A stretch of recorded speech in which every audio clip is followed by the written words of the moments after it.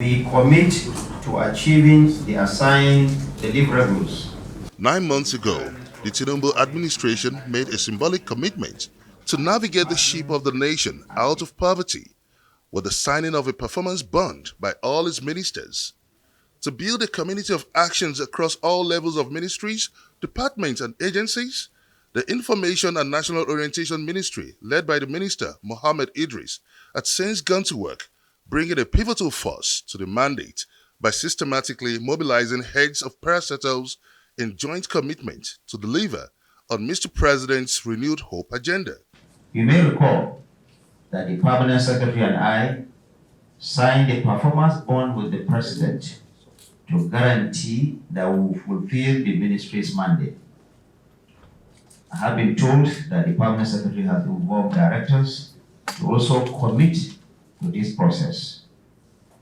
During this retreat, I plan to get the heads of parastatals to sign the performance bond as well with me. I want to use this opportunity to remind us all that as the Minister of Information, we must understand the efforts that the government is putting into renewing hope as it has promised in the era of improved minimum wage, student loans, consumer credit, loans to big and small businesses, as well as different support grants. The government is also not resting on its oars regarding infrastructure and social projects around the country. Only yesterday, the Federal Executive Council approved the first part of the Sokoto-Badagry Superhighway. A former director of the ministry was also on ground to deliver a pep talk on the new performance management system.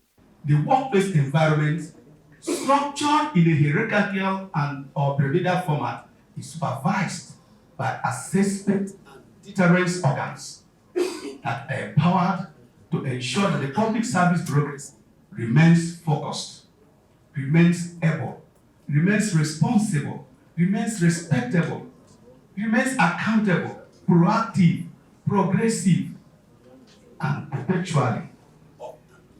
It seems the government isn't ready to take chances in driving home its renewed mandate, as the coordinator of the Central Delivery Unit also presented an outline of the 8 priority areas of Mr. President and the role expected of the unit under the supervision of the Special Advisor to the President on Policy and Coordination. And there are so many things that the delivery unit is set up to do in the next slide. One is prioritization. It's involving monitoring. It makes public officers to be accountable.